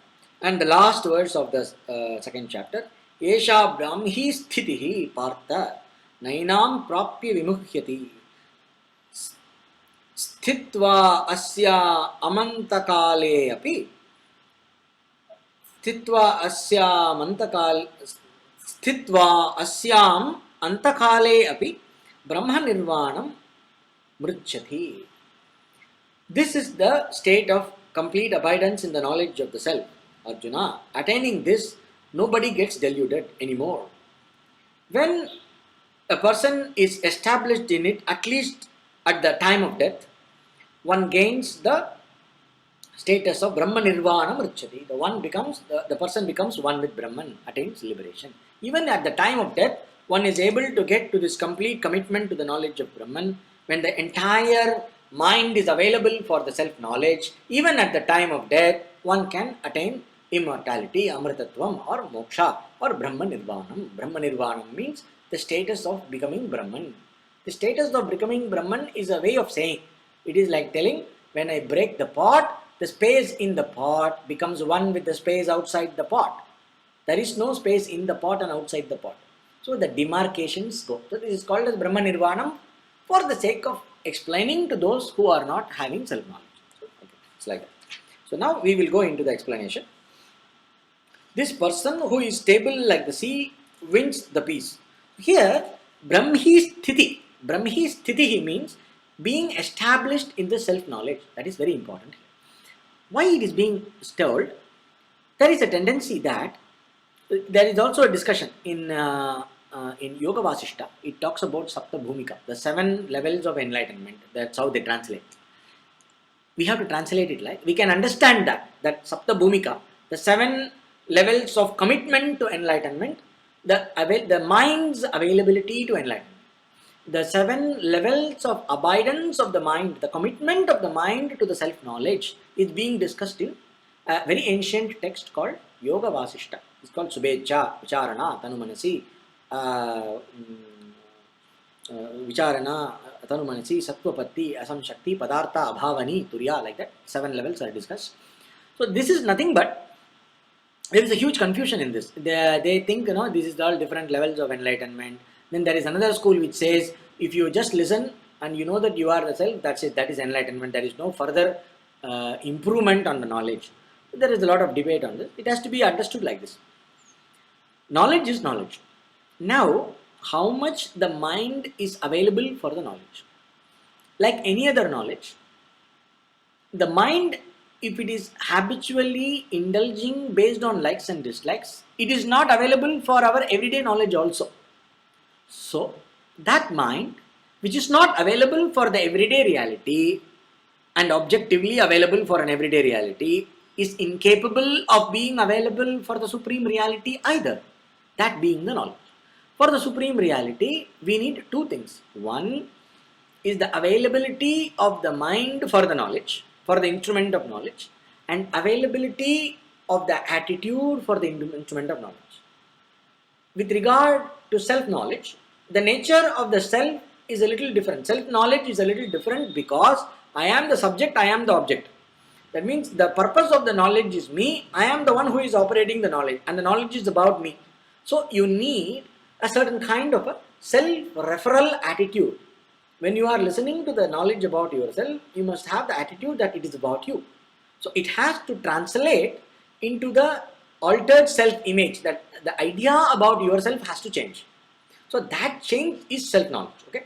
So for that, this self-referral attitude is required. This is one thing. Another thing, the mind, generally the mind, the vikshepa, the tendency of the mind to be tossed by different kinds of desires and fears, going here and there like a boat in the tossed by the wind in the sea. No? Like that should not be there. That mind should be collected and serene and available, and not be very distracted. The mind should be available for the means of knowledge.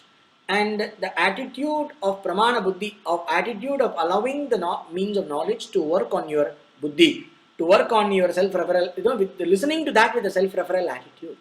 Listening to the Mahavakya, in the explanation, the Vedanta is the teaching that presents what you are. The teaching that, the knowledge about yourself that is presented by the teaching to you, you have to listen to that with an attitude that it is about you. Instead of thinking it is about some supreme being somewhere up there. Instead of that. So this attitude plus the availability of the mind, both are being talked about. The attitude is pramana buddhi. So here in these verses what we talked about is the importance of the calming down of the vikshepa, the raga dvesha, the mind being tossed by the likes and dislikes should calm down. Then the knowledge takes place. Even after the knowledge takes place, one cannot allow the mind to run behind the sense objects. It is talking about the continuation of renunciation, both in action and in attitude. The mind, do not allow the mind to be busy to go behind different sense objects. That's what is being talked about here. Okay? So this is very, very essential. Without this, the knowledge does not become steady. So that is what the discussion, the whole thing is only about this. Now, here it talks about the person who gives up all objects of desire moves about seeking nothing. You may ask, if he is seeking nothing, why is he moving about? It means, see, where the person will go, when the person has knowledge, the body is alive, till the karma is over, the body is alive. And the mind will have to be active in certain situations with regard to preservation of the body, with regard to living your everyday reality that comes to you unasked for. There is one very famous example. Bhagavan Ramana Maharshi was sitting in a underground temple chamber. He was there. All the insects were on him and everything. He was there for a very long time. He need not have come out. He would have just stayed there and left the body. But somebody found him. They took him out of the thing. They put him outside, and then they nursed his body. They took care of the body, then allowed the body. They gave him some food. And slowly, the body was kept alive. So it is the collective will. The will, what we usually say is, it is the will of the Lord. It is the Ishvara's Sankalpa, we say. Because the enlightened person does not have personal karma. So we don't say it is, sometimes we say it is prarabdha. That person does not have prarabdha in his perception, because he is not an individual to have karma. He is not a karmi. So, for the person who has knowledge, there is no prarabdha karma also. So from the other's point of view, we can consider that it is because of his prarabdha karma the situations come. The body and the mind is forced to face certain situations. So in those situations, the person should not allow oneself to be carried away according to the old habit pattern. Do not allow the habit patterns to assert itself. Usually, if the work of yoga has been done enough till self-knowledge, if the work of yoga has been done properly, there will be no distraction back from self-knowledge. But it is not being the case. If there are some residual tendencies here and there, may you, the student of self-knowledge, the one who has knower of the self, may you not allow yourself to be distracted. May you continue to live an austere life. May you continue to live a life of renunciation. And may you live a life that is conducive for complete abidance in the self-knowledge. Let the intellect not lose sight of the vision of the self. So that is the recommendation. So only when this is done, the Brahmi Sthiti means stable abidance in the knowledge that I am Brahman is possible. The status engendered in Brahman is Brahmi. The status of being committed to Brahman, the knowledge of Brahman, is Brahmi state, the Brahmi Sthiti. It is the status as Brahman, one after renouncing all actions. Having won that, one is no longer deluded. Stationing oneself in it, as described above, at least in the final stage of one's life, one achieves the state of being Brahman, the completeness of Brahman. It goes without saying that he who renounces actions right from the state of celibacy and brahmacharya remains anchored in the knowledge throughout his life, attains the status of Brahman. So here he says, Shankaracharya in his commentary, he adds another point. Even at the time of death, if you are able to bring the mind completely to the commitment on this knowledge of the Brahman, the mind completely abides in the knowledge of Brahman to the exclusion of everything else. Even at the state of death, the last hour, you will be able to attain liberation. If that being the case, what about a person right from the student stage? Brahmacharya means the time when you are learning the scriptures before you enter family life. That means from a very young age, if the person renounces everything and takes to the complete commitment for the life devoted to self-knowledge as a sannyasi, that person, imagine what would be the doubt. Is there any doubt that even a person is devoted to self-knowledge all through the life, right from the young age, is there any doubt that that person will not attain the highest status of Brahman? Definitely the person will attain. If it is true for a dying person whose whose mind is feeble and whose senses are feeble, whose buddhi is shaky, the memory is shaky, that person can attain the Brahma Nirvana, the liberation, when he is able to bring the mind and stay committed to the knowledge of the self. What about the person who commits to the knowledge of the self from a very young age and stays committed throughout life? So obviously this person will attain. That means don't think that enlightenment or liberation is going to fall from the sky or it is the result of something. It is directly the result of your commitment to self-knowledge. So highlighting the commitment to self-knowledge is what is this entire discussion. We go back to this one point here.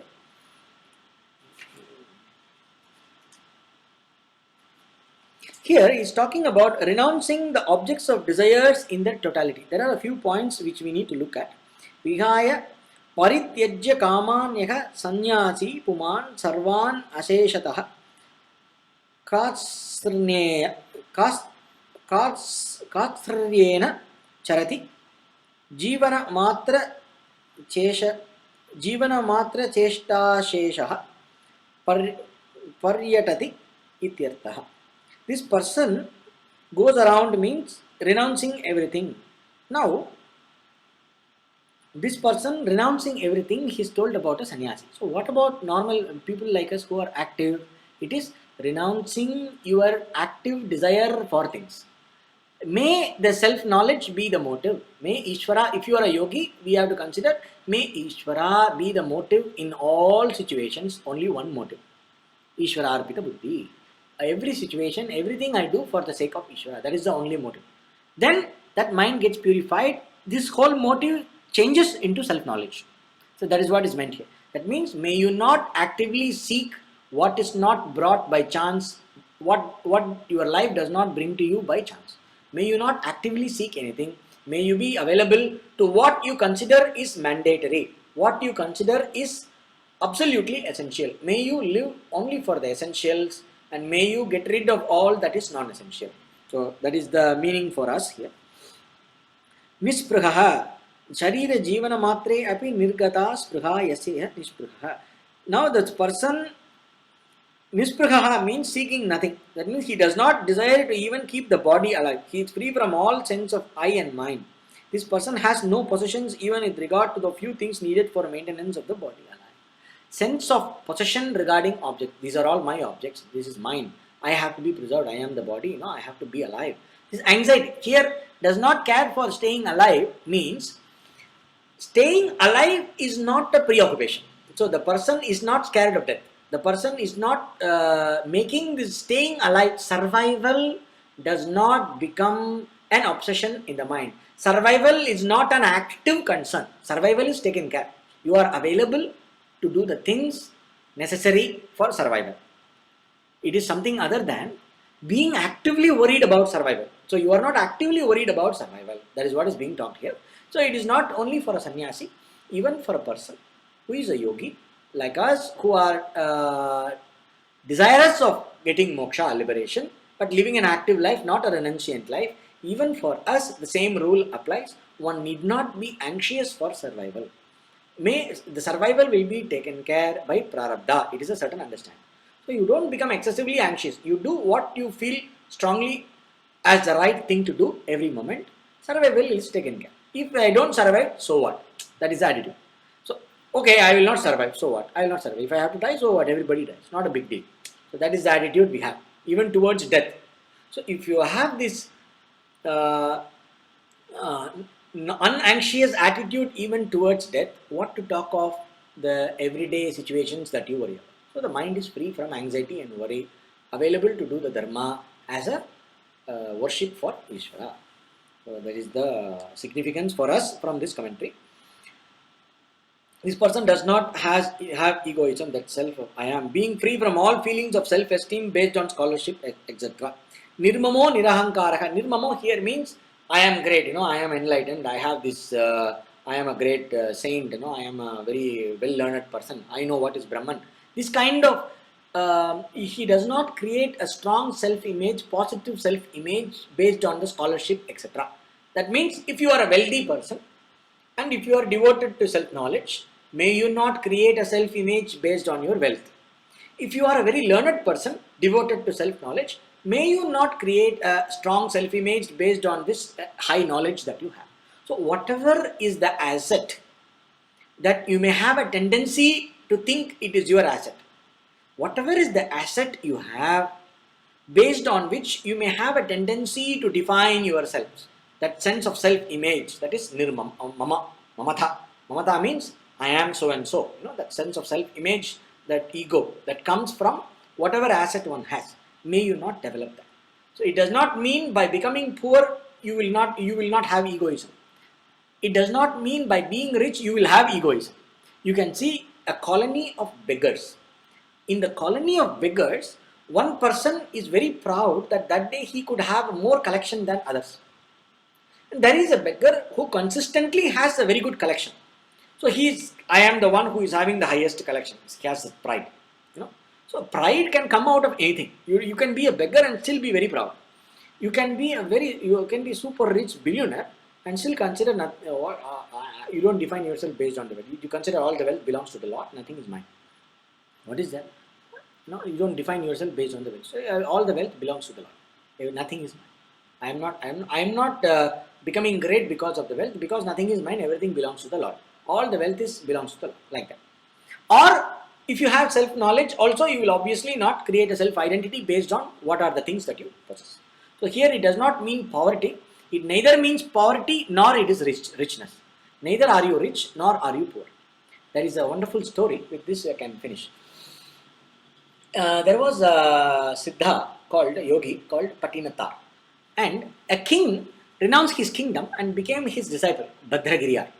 So this saint was sitting in one side of the temple, in one entrance of the temple, and there was this king who renounced. He was sitting in another entrance of the same temple, and he had a dog. He cultivated an attachment to a dog, and he had a bowl, begging bowl. So he was very attached to this begging bowl and the dog. So one somebody went, and one poor guy went to this our Siddha Patinathar, the guru, and asked him, "Can you please help me with this? I have a situation. Can you help me with this?" And he said, "Wow, I can help. I am a renunciant. I am a sadhu sannyasi. Look at me. I have nothing. How can I help? You go to that northern tower, that entrance. There is a big samsari who is sitting there. There is a great householder who is sitting there. You go and ask him. He will be able to help you." Then he comes to the other side, looks, there is no householder. There is only this guy sitting with a dog and one begging bowl. Then he came and asked, "It seems there is a great householder living near this northern tower. Patinathar sent me to go and ask help from. So are you the Bhadragiriyar?" He says, "I am the Bhadragiri." He said, "You are a great householder and you can help me." Then suddenly this person realizes, "Aha, I am attached to my begging bowl and this little dog next to me." He takes the begging bowl and hits the dog's head, and the dog runs away. He leaves both and runs and falls at the feet of his guru and asks, thanks him for opening his eyes to his attachment. So this is what is being. So even if you have one begging bowl, you can be very attached to this. Swami Dayananda gives a big joke on this. How a certain kamandalu is a very prized possession of sadhus, and they are very anxious to protect this kamandalu. It's a water carrier made of a certain coconut shell. Puji Swamiji makes a lot of joke based on this. How this goes from shop to shop in Rishikesh. So it's a very big prized possession. So it is not available. It has to come from special kind of a coconut that comes from Madagascar or something like this. So there is a huge thing about it. So what is talked about here is the sense of ownership and the sense of self-image that we generate based on what we possess. So that is what is being talked about here. And the person whose knowledge is steady does not have this sense of ownership on things and does not have a sense of self-image created out of different causes and conditions. Nirmamo nirahankaraha. Sa shantim adhigacchati. That person attains the peace. So when one without ahankara and mamakar, the one without self-image generated from conditions, conditional self-image, and the one who is not having a sense of ownership attains the highest peace. That is what is being said here. So attain the highest peace means as a sadhana, we can understand, if I entertain self-image, every time I find myself entertaining a self-image based on what is considered as my quality, what is considered as my quality of my body, quality of the mind, quality of my possessions, what is considered as mine, based on that if I create a self-image and I create a sense of possessiveness over different things that I consider that I own. Whenever I find myself doing this, I have to remember these words and tell me, Nirmamo nirahankaraho shantim adhigacchati. If I want peace, I have to withdraw myself from this tendency to create self-image, from the tendency to have sense of ownership. From this, I have to withdraw myself. That we have to do. So all these verses, when we can write down these verses in a printout and keep it with us and read every day. So then it becomes a sadhana. Then it becomes a reminder. So this way of thinking of redefining happiness as something that belongs to our own nature, that needs to be discovered by knowledge, and for which a serene mind is required, and the direct connection between the serene mind and the ability to be happy, the serene mind and the ability to win peace, the serene mind and the ability to obtain self-knowledge. This connection should be well established in the mind. When it is well established, I will not go behind different kinds of objects and things for the sake of happiness, while I will be able to be available for different situations and different objects for the sake of performing my dharma. And this in turn will strengthen the serenity. Serenity in turn will strengthen my commitment to dharma. Both in turn will strengthen my ability to be established in the self-knowledge, which is being established in Brahman, which is moksha. So thus ends the second chapter, and we will continue the third chapter, begin the third chapter from the next class. Om Purnamadah Purnamidam Purnat Purnamudachyate Purnasya Purnamadaya Purnameva Vachishyate. Om Shanti Shanti Shanti. Om Tat Sat. Now we can have the discussion through the chat. Thank you.